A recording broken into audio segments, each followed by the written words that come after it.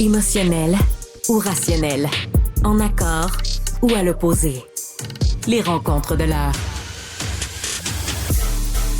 On est jeudi, on parle politique avec Stéphanie Touga. Allô, Stéphanie. Salut, comment Bonjour, ça va? on t'entend pas, mais c'est pas grave. Mais non, on m'entend pas. Là, on t'entend. Voilà. Merci, monsieur, à la rédaction. C'est la magie du studio. Voilà. Yes. Alors, il y a des gens qui font les choses bien quand même. Oui. Il y a des sondages qui font sortir des chiffres surprenants sur le gouvernement fédéral. Oui, actuellement. écoute, puis ce qui est intéressant, c'est d'analyser ce sondage-là dans le contexte politique dans lequel on se retrouve. On OK. se retrouve dans un contexte politique où les libéraux sont au pouvoir depuis 10 ans.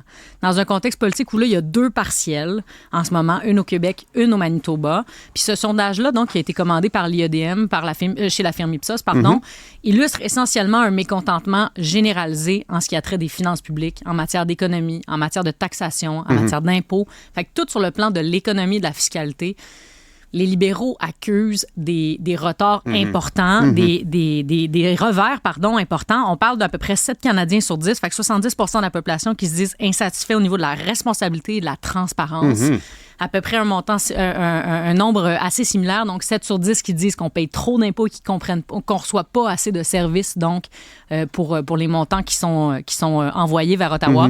Je pense que Justin Trudeau doit mettre ça donc dans son petit baluchon, surtout avec cette prochaine rentrée qui s'amorce un jour J. Qu'est-ce qui, d'après toi, mène à ça? Parce que, honnêtement, les impôts qu'on paye et la manière de la dépenser, c'est quand même un gigantesque casse-tête, un écheveau à démêler, terrible, mais il y a des symboles. Exact. ArriveCan. Oui, ArriveCan, tout ce qui entoure les passeports aussi. Oui. Et à chaque fois, en fait, l'inefficacité c'est crasse. ça, exactement. C'est à chaque fois qu'on regarde vers Ottawa au niveau des services donnés à la population, les gens sont abasourdis de voir à quel point la machine fédérale, elle est lourde, puis elle est pas efficace.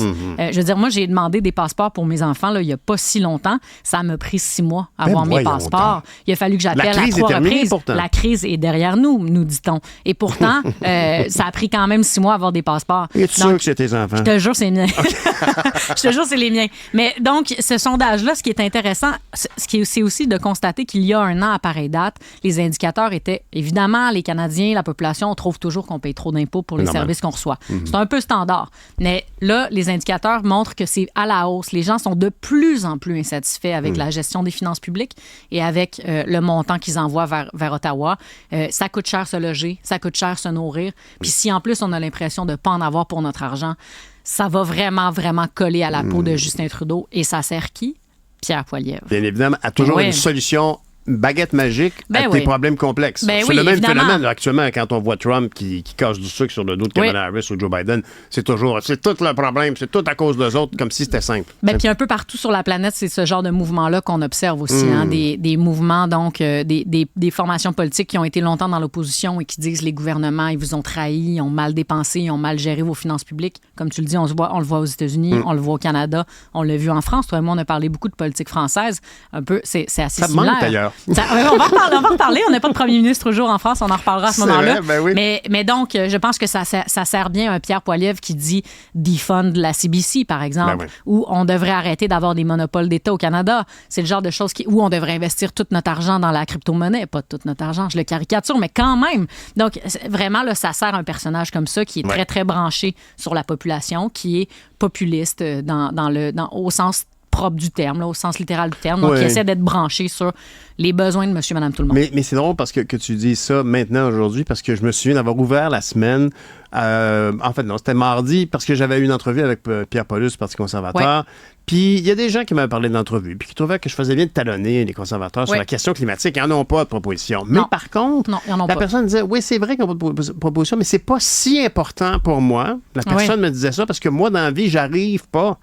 J'ai un bon salaire, j'ai acheté une maison, je suis chanceux, mais je suis toujours de même, je check les spéciaux à l'épicerie. Mais c'est sûr que dans le, appelons ça du inside baseball, hein, nous autres, là, on regarde la question politique, on est préoccupé par la question climatique. Mais dans l'urne, là, quand les gens ils se pointent pour voter, là, la question de l'environnement, là, à moins que tu sois vraiment, vraiment un militant puis que tu y crois tu te lèves le matin en y pensant.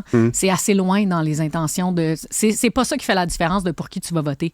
Ce qui fait la différence, c'est est-ce que je vais avoir des services en santé? Est-ce que je vais avoir des écoles pour mes enfants où l'air est respirable? Est-ce que je vais payer moins d'impôts, payer moins de taxes? Est-ce que mon logement, je vais avoir une maison où me loger? Ça, c'est une vraie préoccupation. J'ai l'impression que dans l'urne, c'est plutôt bas, la question de l'environnement. Puis moi, évidemment que ça m'attriste, mais je pense que c'est quelque chose qu'il faut qu'on mais c'est parce qu'ultimement, c'est que ça ne devrait pas être ni à gauche ni à droite, cette question-là. Ben non, absolument. Et c'est un peu comme les assurances. Tu planifies ton budget, puis tu dis, bon, les assurances, je les ai oubliées. On est obligé de s'assurer. On se pose la question, pourquoi s'assurer? Pourquoi dépenser 400$ par mois pour s'assurer? Ça sert à quoi? On n'a pas de besoin. Je m'en sers jamais. C'est ça. Mais c'est ça. Alors, c'est la même question climatique. On a politisé la question climatique, puis c'est devenu un enjeu, comme tu dis, gauche-droite, puis pas juste chez nous, partout sur la planète. C'est ça, Donald Trump aussi, il dit, on va arrêter de financer les batteries pour les véhicules électriques, on va relancer les usines de charbon. Je veux dire, c'est pas une vision d'avenir, évidemment, là. Mais c'est devenu un enjeu gauche-droite extrêmement polarisant. Mais ça, il faut que la gauche se réveille. Puis là, je m'apprête à dire la gauche se réveille comme si les libéraux, c'était la gauche. Ouais, non. C'est pas du tout ça, mais ils peuvent avoir des idées connectées sur certains enjeux contemporains. Et bien, il faut qu'ils se réveillent. J'espère en parler avec M. Guilbeault tout à l'heure. Ben, puis je veux dire, des gens que tu connais bien, toi aussi, mais au NPD, à Ottawa aussi, il faut qu'ils se réveillent. Là. Ils font absolument pas leur rôle d'opposition d'être l'espèce de fatigant, entre guillemets, à Ottawa qui talonne sur la question environnement. Ils sont couchés sur leurs soins dentaires, puis ils tiennent la main des libéraux qui veulent pas lâcher. À part la question de l'assurance dentaire, on ne sait pas trop ce qu'ils font. Ça pourrait être eux, donc, qui portent ça. À Québec, par exemple, on peut quand même souligner que Québec solidaire en parle quand même pas mal de la question de l'environnement. Le PQ aussi, quand même, là, plus sous l'angle de nos régions.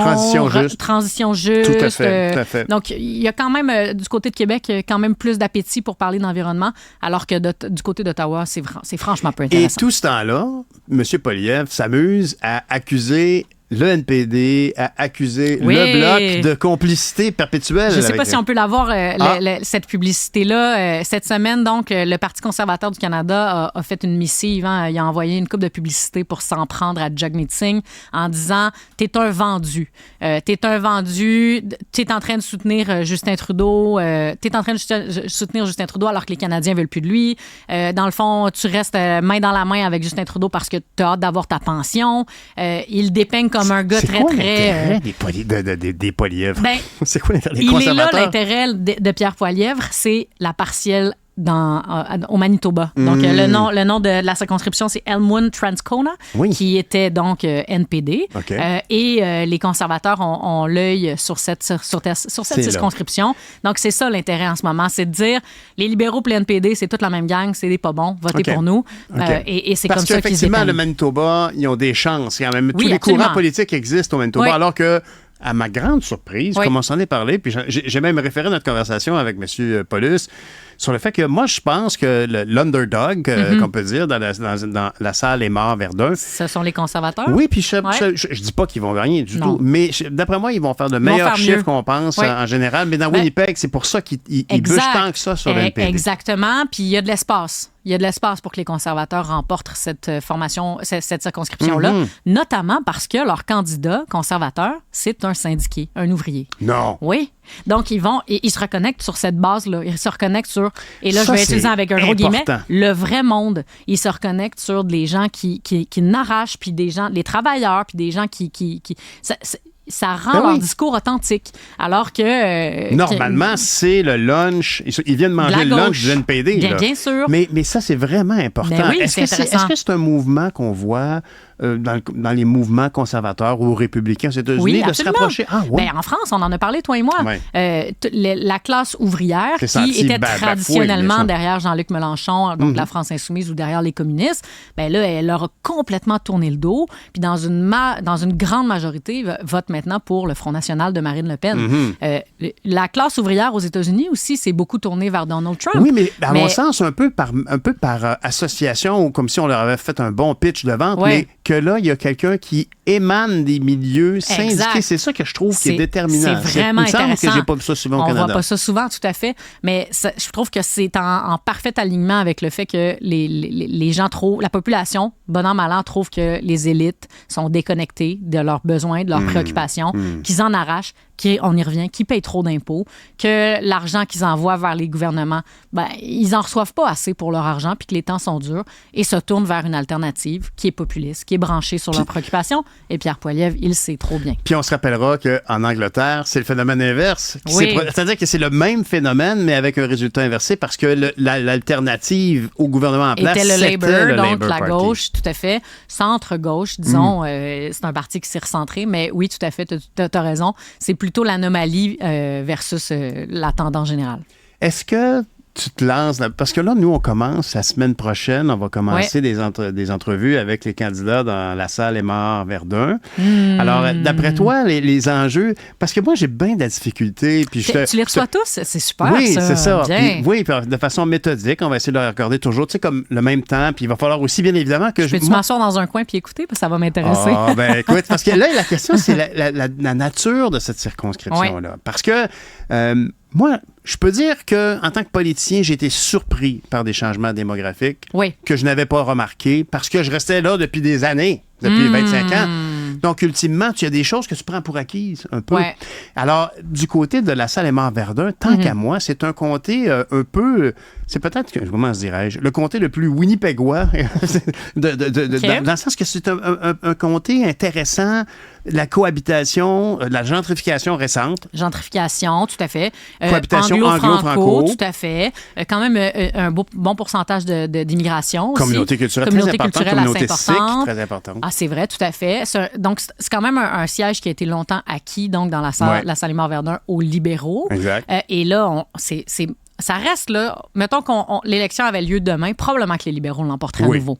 Probablement. Mais la tendance lourde au niveau des résultats sur la scène fédérale, cumulé au fait que le Bloc fait un très bon score au Québec, ça rebrasse les cartes. Et cumulé à la volonté du Bloc d'aller le chercher. François Blanchet qui disait ça va être difficile, mais on va aller le chercher. Et cumulé au fait que le NPD est franchement absent et peu intéressant pour la gauche, sauf que c'est Craig Sauvé. Ben voilà. Tout à Parce fait. que moi, j'ai trouvé que son approche... moi, je suis pas trop sur les réseaux sociaux, mais je dois dire que les vidéos, les petites publications de Craig Sauvé, il se crédibilise beaucoup. On est vraiment là, dans le NPD là, de Ed Broadbent. C'est ça. Pour les gens qui nous écoutent, Craig Sauvé, c'est un conseiller municipal depuis longtemps. C'est un gars indépendant qui était chez Projet Montréal, qui est indépendant maintenant. Un gars qui est branché sur les préoccupations de ses citoyens. Un excellent organisateur. Donc, ça va être intéressant de voir cette lutte-là. Et un look. Il a un look. Non, mais c'est vrai. Il a la gueule de l'emploi. Il a décidé, puis ça rend niaiseux, là, mais je me suis c'est pas niaiseux du tout. Guillaume Cyr, le gars de QS, là, lui aussi, il avait un look. Il avait toujours une espèce de foulard.